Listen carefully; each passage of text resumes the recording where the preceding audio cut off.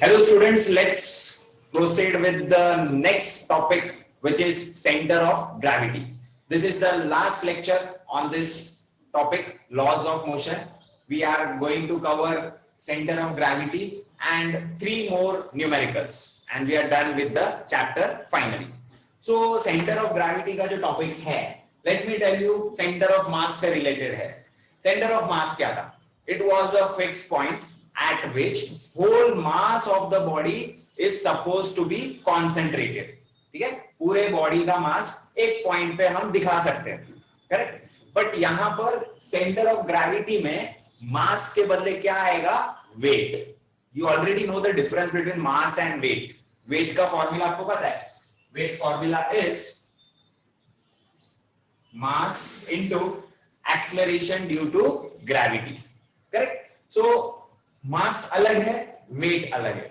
जब आप मास का कंसीडरेशन करोगे तो जो पॉइंट मिलेगा fix point, that is centre of mass. But जब आप वेट का कंसीडरेशन करोगे तो जो पॉइंट मिलेगा वो होगा centre of gravity. So let's look at the definition.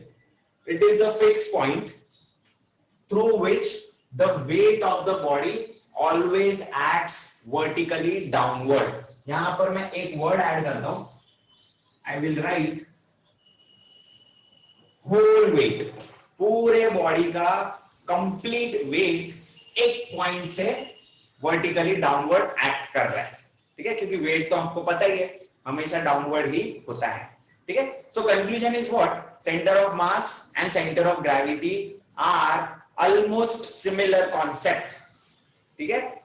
Center of mass is the point at which whole mass is concentrated, and center of gravity is the point at which whole weight is assumed to act downwards.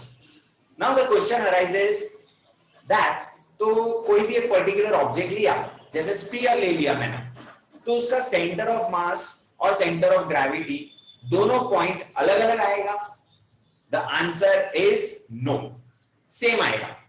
तो अगर point same आ रहा है तो अलग अलग concept क्यों define किया है?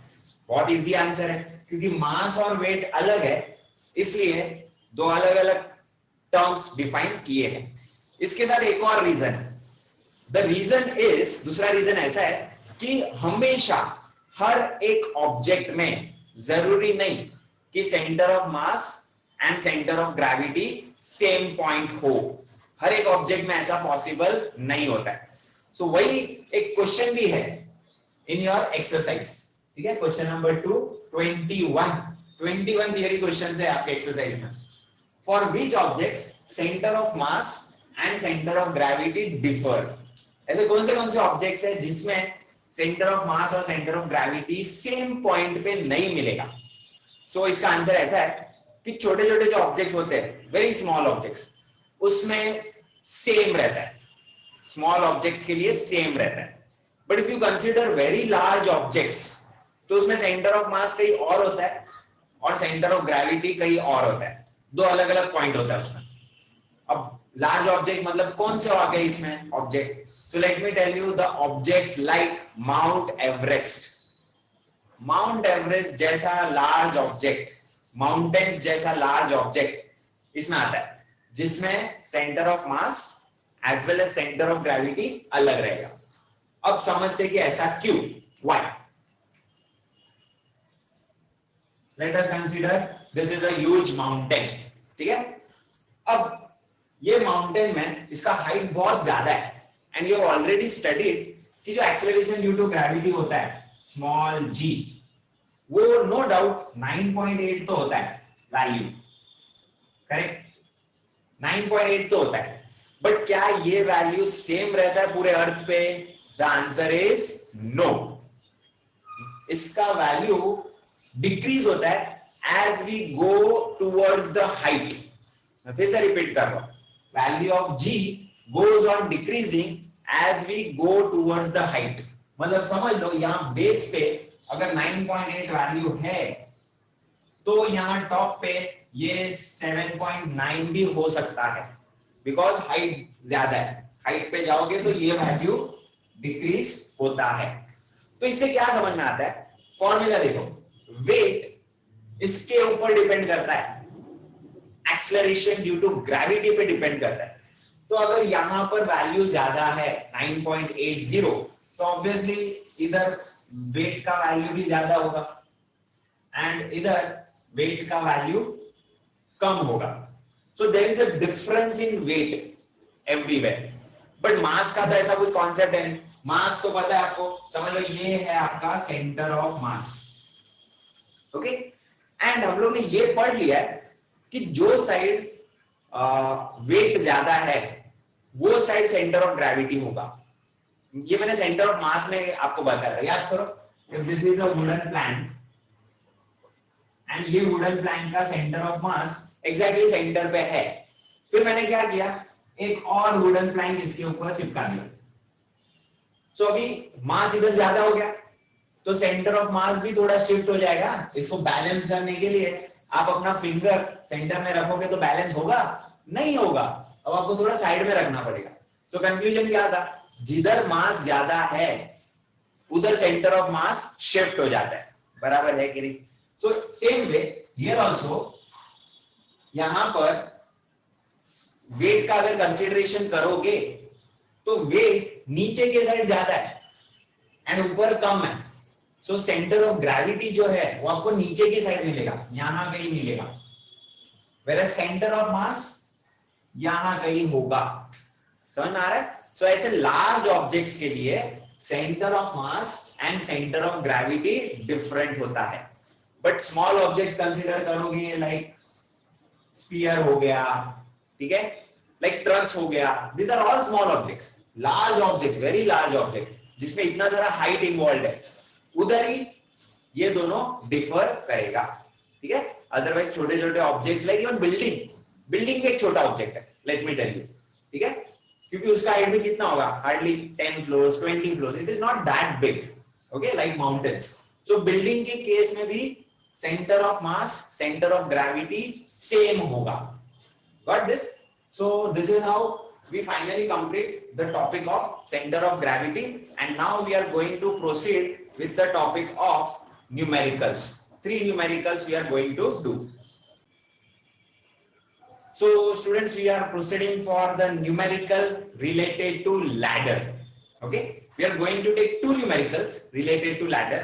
एक तो आपके exercise का question है, and just one numerical related to ladder is not enough. So I'll be taking one extra numerical, not from your textbook, okay? And 2 numericals of ladder will definitely clear this concept, how to solve this, ठीक है? So it is given कि एक ladder है जिसका mass 10 kg है। So ये वो ladder है, ठीक है, जिसका mass 10 किलोग्राम है। It is kept against a wall, देखो यहाँ पर ये wall है, such that its base is 1.2 meter away from the wall। मतलब ये जो लैडर का बेस है वॉल से 1.2 मीटर है, this distance is 1.2 metre. Wall is smooth but ground is rough. पहले इतना समझ लेते कि हमको इसमें क्या क्या ड्रॉ करना है। सो देखो, लैडर इज 10 kg, सो इसका जो वेट होगा, weight will be equal to mg। m is 10, g is also 10, हो गया वेट कितना, 100 न्यूटन, ठीक है, 10 into 10। अब वो दिखाने का किधर से, लैडर के एकदम बीच में से, correct, because this is a symmetrical object. इसका जो सेंटर ऑफ मास है, सेंटर ऑफ ग्रेविटी है, वो एग्जैक्टली बीच में से आएगा, somewhere here. So this is equal to 100 newton, which is nothing but the weight, ठीक है। एक चीज हो गया ना, this distance will be how much, this will be equal to 1 meter, because this total is 2 meter, 2 meter का ladder है। Oh, a long ladder, it should be of 2 meter, okay. I think it is given in the question, but not written in this question, okay. So this ladder is of 2 meters, that is already given in the question.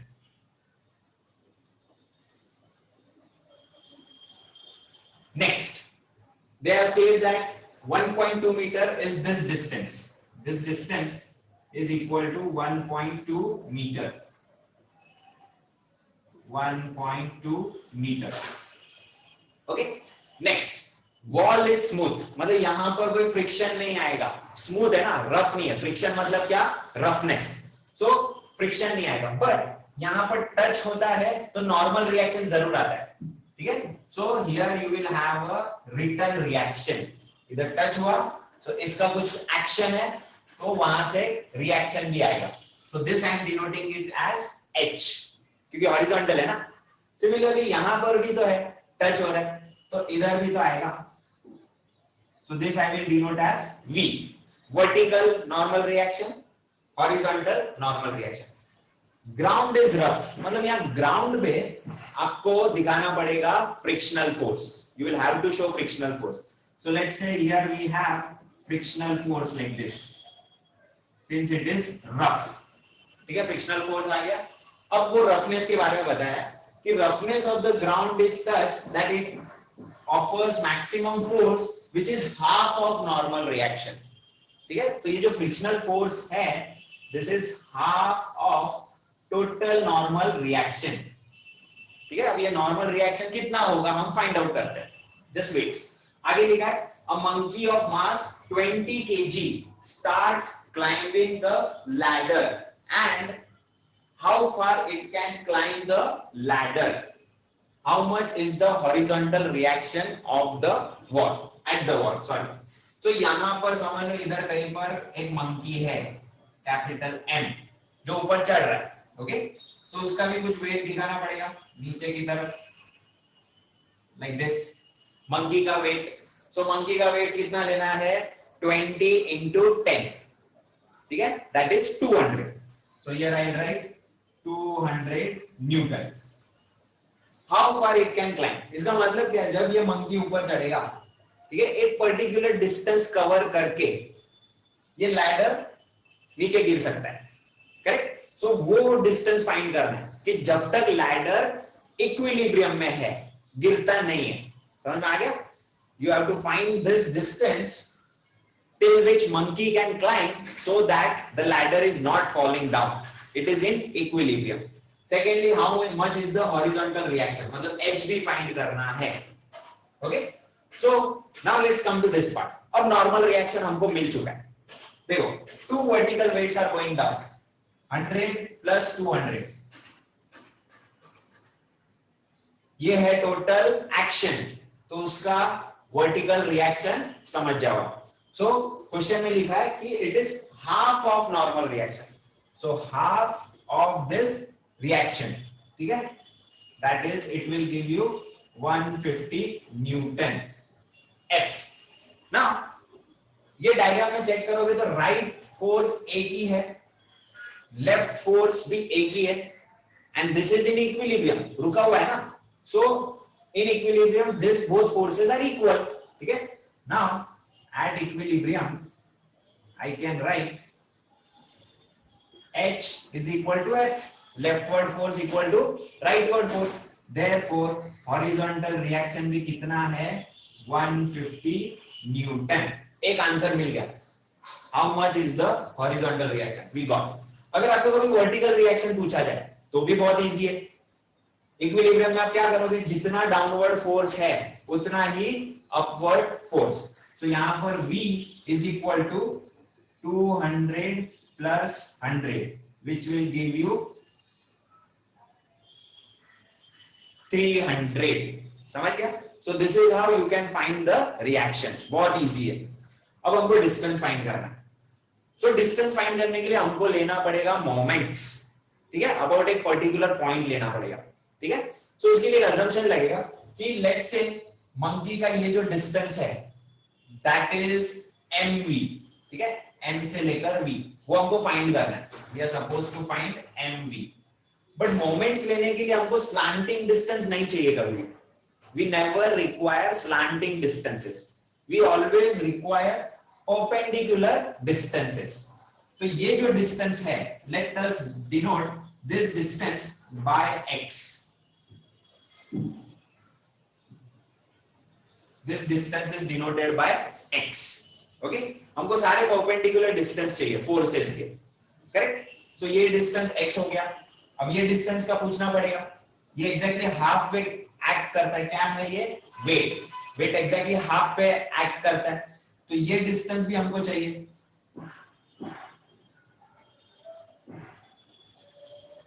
This distance will be 0.6 meter, क्योंकि ये देखो total 1.2 है, तो ये 0.6 हो जाएगा। इधर भी एक फोर्स है, उसका भी तो ये डिस्टेंस लगेगा हमको।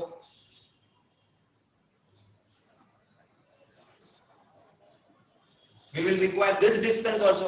अब ये कैसे फाइंड करें? We can easily find that. देखो ये पूरा एक पाइथागोरस ट्राइंगल दिख रहा है, उसमें ये हाइपोटेनस 2 मीटर है, एक साइड 1.2 मीटर है, तो ये साइड मिल सकता है कि नहीं? So we will apply hypotenuse square is equal to 1.2 square plus इसको O दे दो HO, ठीक है, HO square. So this will give you 1.44 plus HO square. So 4 minus 1.44 is equal to HO square. So ये हो गया 2.56. So 2.56, 256, 16 का square होता है.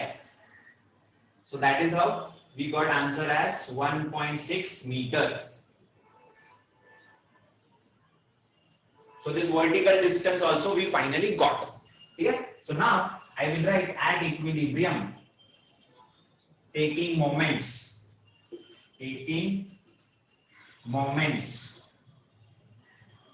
about point V.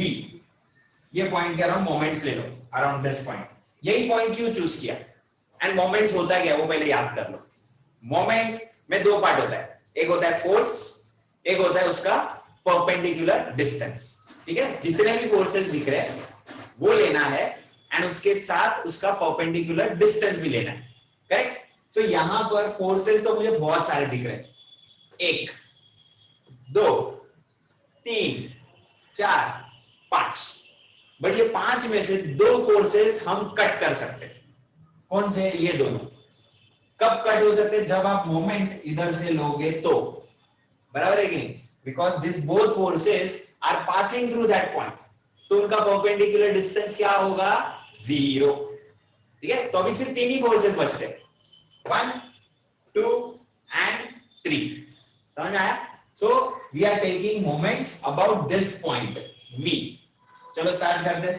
याद है ना, clockwise is taken as negative, anti clockwise is taken as positive. ठीक है. So this H, उसका डिस्टेंस है 1.6. देखो परपेंडिकुलर डिस्टेंस होना चाहिए. Many students will take 2. Sir V से उसका डिस्टेंस 2 है. नो, ये स्लैंटिंग डिस्टेंस है. V पॉइंट यहां पर है तो उसका परपेंडिकुलर डिस्टेंस 1.6 होता है. This will go clockwise. You can see this will be going clockwise. So clockwise is negative. Then 200 into this distance is x. अब ये देखो ये एंटी क्लॉकवाइज जाएगा v के around. This will go anti clockwise. So this is plus. Then 100 into उसका distance है 0.6. This will also go anti clockwise. You can see this will also go anti clockwise. So ये plus, ये भी plus, सिर्फ first one is minus and this is equal to 0. Equilibrium में. So let's solve this. H का value हमको पता है. We got H as 150. So when you put all this thing, X का आंसर आपको आएगा 0.9 meters. When you will solve it systematically, H का value 150 put करोगे, इसको सॉल्व करोगे तो X का आंसर 0.9 meters आएगा. Got this? Now this sum is not done yet. ये तो हमको सिर्फ परपेंडिकुलर डिस्टेंस मिला है. एक्चुअली क्वेश्चन क्या पूछा है कि मंकी कितना क्लाइंब करता है. स्लैंटिंग में पूछा है, ये वाला डिस्टेंस पूछा है. So one last step is pending which I will tell you. I rub the question and write it over here. One last step.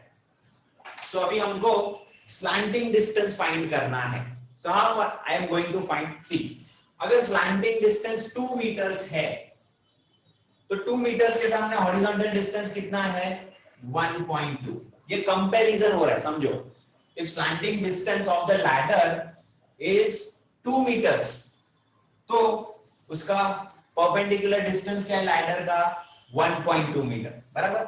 Same way अगर मंकी का स्लैंटिंग डिस्टेंस mv है, मंकी का slanting distance mv है, तो उसका perpendicular distance कितना है x, और x का वैल्यू कितना मिला है 0.9। so this is how we are going to find the slanting distance. So this is 3 this is 4 okay, 1 2. So this is how mv is equal to 3 divided by 2, which will give you 1.5 meter. This is your final answer. So students, we are proceeding for one more ladder related question, which is an extra question. So let's have a look at that. There is a uniform ladder, length 10 meter. ठीक है, ladder है 10 metre, weight 100 kg. So इसको Newton में करना पड़ेगा, ये तो मास है एक्चुअली, ठीक है। So 1000 हो जाएगा 100 into 10, ठीक है, ग्रेविटी से मल्टीप्लाई करोगे इसलिए। So that is acting 1000 Newton exactly at the center, ठीक है। So ये 10 मीटर है, तो ये 0.5 मीटर पे होगा। Next, it is kept on lower end smooth horizontal floor and upper end also on smooth vertical wall. So ये smooth का मतलब क्या है, यहां पर फ्रिक्शन नहीं आएगा, ना लोअर एंड पे ना अपर एंड पे, ठीक है, फ्रिक्शन का कॉन्सेप्ट ही नहीं है। बट टच होता है, तो कहीं ना कहीं we have to consider the reaction. You can see यहां टच हो रहा है, तो यहां हॉरिजॉन्टल रिएक्शन तो आएगा। बट लोअर एंड में क्या लिखा है, a horizontal string is tied to the bottom of the ladder. मतलब जो बॉटम पार्ट है वो रस्सी से पकड़ के रखा है यहां से, ठीक है। From here there is a string जिससे लैडर को होल्ड करके रखा है, ठीक है। सो स्ट्रिंग आया, रोप आया, मतलब टेंशन आएगा कि नहीं। So tension, and tension I already told you it is always away from the object. So ladder से हमेशा दूर के डायरेक्शन में दिखाना है, clear? Next, find the tension along the string. So they have asked you to calculate the tension. If a man whose weight is 60 kg is going up the ladder by 3 meters. So यहाँ पर एक person है जो 3 meters, ये distance 3 meters समझ लो। This distance is 3 meter, ये point. यहां एक पर्सन है जिसका वेट है 60 kg। सो मास है, एक्चुअली किलोग्राम है ना, मास है। सो वेट कितना हो जाएगा 60 into 10, ठीक है, दैट इज 600, 3 मीटर के डिस्टेंस पे। एंड एंगल भी दिया हुआ है कि ये लैडर 30 डिग्री बना रहा है angle. So I hope you have understood this question. 10 meter ladder, 5 meter में उसका वेट एक्ट कर रहा है, 3 मीटर पे पर्सन का वेट एक्ट कर रहा है, ठीक है। फ्रिक्शन कंसीडर करना नहीं बिकॉज स्मूथ है, बट रिएक्शन जरूर आएगा। इधर स्ट्रिंग से टाइट किया हुआ है, पकड़ के रखा है इसको लैडर को, इसलिए यहां पर कहीं ना कहीं टेंशन भी आएगा ही, okay. And they have asked you to find this tension. So now how we are going to solve this. Same way हमको है ना मोमेंट्स लेना है। About which point, about this point, ठीक है। तो आप बोलोगे सर यहां से टेंशन लेंगे तो उसमें तो सॉरी मोमेंट्स लेंगे, अगर यहां से मोमेंट्स लेंगे तो टेंशन तो आएगा ही नहीं, उसमें आंसर नहीं आएगा। आई एग्री, क्योंकि टेंशन का तो फोर्स वही पॉइंट से पास हो रहा है, तो मोमेंट्स में तो वो कंसीडर नहीं होता है क्योंकि उसका डिस्टेंस ही नहीं है वो पॉइंट से, जीरो है, because it is passing through that same point. तो टेंशन मिलेगा कैसे, मिलेगा मोमेंट्स अप्लाई करके हम लोग ये फाइंड कर लेंगे, हॉरिजॉन्टल रिएक्शन फाइंड कर लेंगे। फिर इक्विलिब्रियम में है ये लैडर, ये रुका हुआ है, टेंशन से पकड़ के रखा है इसको, तो हम लोग rightward force equal to leftward force वो लगा देंगे and we will get the final answer. Okay, so let's do this. But moment apply करने के लिए हमको कौन सा डिस्टेंस चाहिए, परपेंडिकुलर डिस्टेंस चाहिए। यहां पर तो सब स्लैंटिंग डिस्टेंस दिए हुए हैं, सो परपेंडिकुलर डिस्टेंस फाइंड करने का सबका चलो एक एक करके फाइंड करते हैं। Consider this triangle. कौन सा ट्राइंगल? जिसमें 1000 का वेट है, तो वो ट्राइंगल में आप cos थीटा अप्लाई करो, ठीक है, which is perpendicular distance divided by the hypo. Listen to this carefully. cos theta adjacent होता है, मतलब ये डिस्टेंस हो गया, वो क्या है हमारा perpendicular distance, and hypo, hypo क्या है? ये वेट का 5 meters. I hope you are considering the perfect triangle. कौन सा वाला ट्राइंगल? दिस, जहां पर वेट एक्ट कर रहा है। So I will write cos 30 is equal to perpendicular distance 1 divided by 5 meters. So therefore perpendicular distance 1 will give me 5 into cos 30. cos 30 का value होता है √3/2. So हमको ये perpendicular distance तो मिल गया, फर्स्ट थिंग डन। अब ये जो मैन है उसका वेट का भी परपेंडिकुलर डिस्टेंस फाइंड करना पड़ेगा हमको। Okay, so again the same way, cos 30 is equal to perpendicular distance 2 divided by, इस बार इसका हाइपो कितना है? 3, ठीक है। So that is how perpendicular distance 2 is equal to 3 into √3/2। ये दूसरा परपेंडिकुलर डिस्टेंस भी मिल गया हमको। अब हॉरिजॉन्टल रिएक्शन का भी तो परपेंडिकुलर डिस्टेंस चाहिए, ये वाला हाइट चाहिए, इसके लिए हमको लगाना पड़ेगा sin theta. So sin 30 is equal to 30 के सामने ये हाइट है, that is our perpendicular distance 3 divided by इसका हाइपो है 10। I hope you are getting this perfectly, ठीक है। So perpendicular distance 3 will be equal to 10 into sin 30. Sin 30 is half, so 10 का half क्या देगा? 5. So this is how we have calculated all the 3 perpendicular distances. अब हम moments apply कर सकते हैं। At equilibrium, taking moments, ठीक है, about this v, ठीक है, about v. So let's start. h into h का perpendicular distance 5 है, ये जाएगा clockwise, so minus sign. Then 1000, उसका perpendicular distance है 5 √3/2, ये जाएगा anti clockwise, you can see, so plus. Then 600, इसका परपेंडिकुलर डिस्टेंस है दिस, ये भी जाएगा एंटी क्लॉकवाइज, सो फिर से plus, and this whole thing is equal to 0. So let's solve this. ये होगा -5, सॉरी -5h को +5h कर देते हैं यहां पर, 5h. चेक दिस पार्ट, इसमें √3/2 I am taking as common, so बचता क्या है? 1000 into 5, 5000, 600 into 3, 1800. So 5000 plus 1800 will give me 6800 into √3 divided by 2 is equal to h. ये 5 जो है वो भी इधर आके डिवाइड होगा नीचे। Okay, calculation part, simple maths. So 2 1s are 3400. Okay, or better I would have done like this, 5 2s are 10 हो रहा था यहाँ पर, डिनोमिनेटर में 2 into 5 था, 5 2s are 10, so ये तो 0 0 कट हो गया। Okay, so that is how I am getting horizontal reaction as 680 into √3. Got this?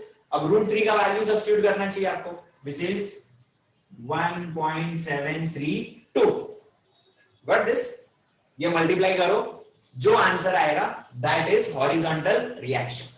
And last step you know कि फिर से आप लिखोगे at equilibrium rightward force H is equal to leftward force T. Let me write that also over here, यहां पर लिख देता हूं, at equilibrium H is equal to T. So therefore T is equal to 680 into 1.732, and this final multiplication will give you the value of tension. So students, this is the last sum of this chapter. You can see this diagram in your textbook, very lengthy sum. Okay, so जो theory part है, I cannot write it because उससे तो नहीं तो 75% board भर जाएगा. So I have just drawn the diagram and explain कि question में दिया क्या है. From the diagram also it is evident कि एक टेबल है जिसके ऊपर 35 kg का ब्लॉक रखा है, दोनों साइड पुलीज है. ओके, POLICE, वो वाला पुलिस नहीं, PULLEY, ठीक है, ये जिसके ऊपर से आप रस्सी पास कर सकते हो. Okay, police. एक पुली के एंड पे पैन रखा हुआ है, पैन का वेट है 2 किलोग्राम. दूसरे पुली के एंड पे एक ब्लॉक रखा हुआ है जिसका वेट है 20 kg. अब ये कंडीशन में तो ऐसे ही फील होता है कि ये ब्लॉक यहां पर जाएगा, it will slide this side, correct. But हमको पूछा क्या है, हमको ये पूछा है कि यहां पर पैन में कितना वेट डालना पड़ेगा सो दैट ये ब्लॉक इक्विलिब्रियम में रहेगा. तो उसका अपर रेंज भी फाइंड करना है, लोअर रेंज भी फाइंड करना है. Okay, how much weight you will put in this block so that in this pan so that the block remains in equilibrium, upper range also lower range also. इसका मतलब क्या है, अगर आपने ज्यादा वेट डाल दिया इसके ऊपर, ठीक है, पैन के ऊपर, तो ये यहां पर स्लाइड करेगा, करेक्ट है कि नहीं. सो वो अपर रेंज हो गया, ठीक है. अगर आपने बहुत कम वेट रखा है इसके अंदर तो वहां पर स्लाइड करेगा, तो ये हो गया लोअर रेंज. दोनों फाइंड करना है. Okay, and they have said कि यहां पर जब ब्लॉक मूव करेगा, ठीक है, तो फ्रिक्शन आने वाला है, ठीक है. सो वो फ्रिक्शन का value, that friction is 10% of weight of 35 kg. ऐसा क्वेश्चन में दिया हुआ है. ओके, सो फ्रिक्शन तो हमको मिल जाएगा. Friction is equal to 10 divide by 100, 35 kg into 10 mass into gravity. ठीक है. So this is how this all things got cancelled. So frictional force का वैल्यू हमको मिल गया 35 न्यूटन. ओके, सो सबसे पहले हम लोग अभी लोअर रेंज फाइंड कर लेते हैं. अगर लोअर रेंज फाइंड करना है, मतलब इसमें बहुत कम वेट रखा है, उसकी वजह से ये ब्लॉक जा रहा है नीचे, ठीक है, लेफ्ट साइड में, और ये नीचे, ठीक है. तो उसका हम FBD बनाते हैं. This is all related to FBD. Okay, so first of all we are finding the lower range. तो ये 20 kg का ब्लॉक है. So this is 20 kg, मतलब हो गया 200 न्यूटन. रस्सी है, स्प्रिंग है, so यहां पर आएगा टेंशन T1. बट याद रखो हम लोअर रेंज फाइंड कर रहे हैं फॉर इक्विलिब्रियम. इक्विलिब्रियम मतलब रेस्ट पे होना चाहिए. ओके, तो ये कहीं मूव नहीं कर रहा है, ठीक है, ऐसा ही. सिमिलरली ये जो ब्लॉक है लाइक दिस, इसका खुद का वेट होगा 350 न्यूटन, ठीक है. यही रस्सी है, सेम यही वाला ब्लॉक से जो अटैच्ड है, सो ये T1 ही होगा. यहां पर दूसरा रस्सी है जहां पर वेट अलग होगा, 20 नहीं होगा, कुछ अलग होगा, सो वहां का टेंशन अलग आएगा, इसलिए T2. I hope you are getting this. Spring के एंड पे अलग अलग वेट है, यहां पर 20 है, यहां पर कुछ अलग होने वाला है, सो दो अलग अलग वेट है, इसमें दो अलग अलग टेंशन. ओके, एंड अगर ये ब्लॉक यहां पर स्लाइड किया होता लोअर रेंज की वजह से, तो फ्रिक्शनल फोर्स ऑपोजिटली एक्ट करता है. आई रिपीट दिस, हम लोग लोअर रेंज फाइंड कर रहे हैं. लोअर रेंज से कम अगर यहां पर वेट होगा तो ब्लॉक जाएगा लेफ्ट में, तो फ्रिक्शनल फोर्स एक्ट करेगा राइट में, ठीक है. सो this is the final FBD of both the blocks. तो यहां पर हम क्या इक्वेशन लिख सकते हैं, हम समझ सकते हैं कि T1 का वैल्यू तो 200 न्यूटन मिल गया, upward force equal to downward force, ठीक है. Let's come to this part. यहां पर क्या लिखेंगे हम लोग?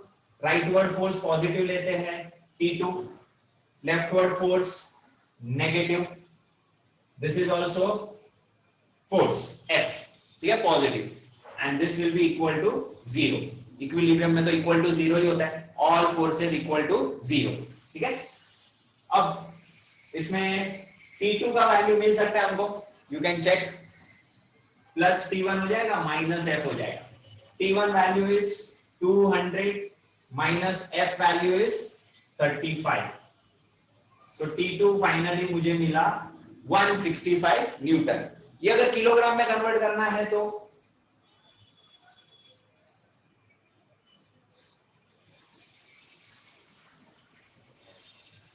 ओके, अगर न्यूटन में करते हैं तो मल्टीप्लाई बाय 10, किलोग्राम में करना है तो डिवाइड बाय 10, ठीक है। सो किलोग्राम हो गया। अब आंसर समझो क्या है, हमको यहां पर टोटल वेट 16.5 चाहिए, तब जाके ये स्लाइड करना स्टॉप होगा। 16.5 या तो उससे ज्यादा, उससे अगर कम है तो समझ जाओ ये जाएगा लेफ्ट में, जो कि हमको होने नहीं देना है, इसको रखना है इक्विलिब्रियम में।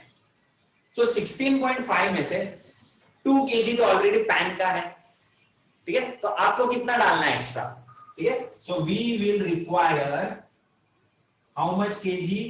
14.5 kg हमको रिक्वायर्ड है, ठीक है। 14.5 प्लस 2 16.5 हो जाएगा, तो ये इक्विलिब्रियम में आ जाएगा।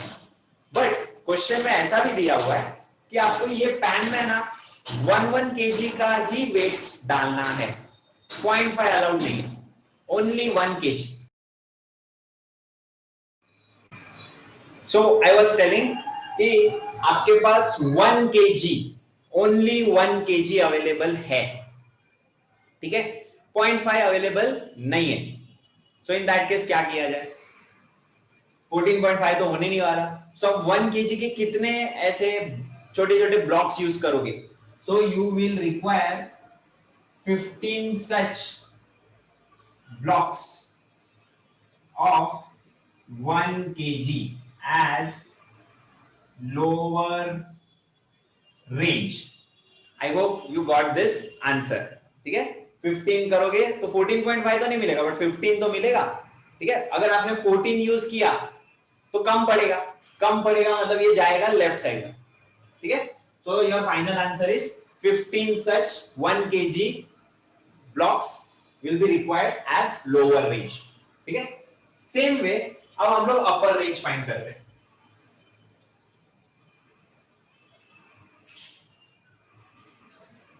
Again I will draw the same.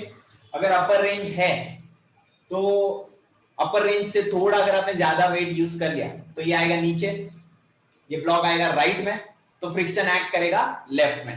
सो इधर के डायग्राम में एक चेंज आएगा, this will be same 350, this will be T2, this will be T1, सिर्फ फ्रिक्शनल फोर्स का डायरेक्शन हो जाएगा F, ठीक है।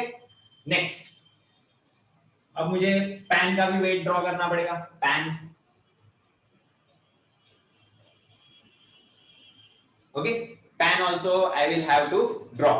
इधर हमने कितना मास रखा है हमको नहीं पता, अपर रेंज रखा है ना, 2 प्लस एक्स्ट्रा, वो हमको नहीं पता। So here I will right M2, I will right M2, कितना मास रखा है हमको नहीं पता, and here you will have T2, ठीक है। सो नाउ पहले इक्वेशन इधर लगा देते, इधर क्या लिख सकते हैं हम लोग? प्लस T2 माइनस T1, ठीक है, राइट साइड प्लस होता है, left side minus, and this is also left side, minus F is equal to 0, ठीक है। अब यहां पर क्या लिख सकते हो? Plus T2 equal to M2, ठीक है, upward force equal to downward force. अब इधर सॉल्व करोगे तो क्या आएगा? T2 के बदले M2 सब्स्टिट्यूट कर सकते हो आप, यू कैन सी, देखो T2 के बदले M2 आ सकता है, so this will B M2 minus T1 minus F is equal to 0. So I will write M2 is equal to plus T1 plus F. ठीक है? Now T1 value is 200. F value is 35. So I got answer as 235 Newton. इसको इसमें wait convert करो किसमें, KG में. So divide by 10. This will give you 23.5 kg. Got this? Now फिर से logic समझो. अपर रेंज है 23.5. ठीक है. अब आपको क्या करना है कि ये ब्लॉक को मूव नहीं करवाना है. 23.5 से अगर आपने थोड़ा भी वेट ज्यादा डाल दिया तो ये क्या होगा, नीचे आएगा और ये जाएगा राइट में और ब्लॉक होगा मूव, जो कि हमको करवाना नहीं है. सो हमारा एक्चुअल वेट 23.5 से कम होना चाहिए. ठीक है. और उसमें से 2 किलोग्राम तो ऑलरेडी किसका वेट है, पैन का. तो हमारे पास कितना बचता है, हमको चाहिए, वी विल रिक्वायर 21.5 kg. बराबर. बट 0.5 का तो अवेलेबल है ही नहीं, जो अवेलेबल है वो 1 का है. अब 1 kg के कितने सच ब्लॉक्स लगेंगे, सोचो. अगर मैंने 21 लिया, ठीक है, तो 21 प्लस 2 23 हो जाएगा. ठीक है. इससे ब्लॉक मूव नहीं होगा. बट अगर मैंने 22 ले लिया, if I am taking 22 such blocks of 1 kg, तो मेरे पास कितना किलोग्राम हो गया, 22 प्लस ये 2 kg भी रहेगा उसके साथ, तो हो जाएगा 24, जो कि इसको क्रॉस हो जाएगा. क्रॉस हो गया मतलब ये वापस मोशन में आ जाएगा, जो कि हमको होने देना नहीं है. सो कंक्लूजन क्या है, 22 blocks not allowed, otherwise motion start हो जाएगा. तो हमको कितना ब्लॉक्स लगेगा, we will require 21 such blocks of 1 kg as upper range. This is your final answer, and this is how we finally complete the sum as well as the topic as well as the chapter number 4. I hope you enjoyed this chapter, and thanks for watching this video.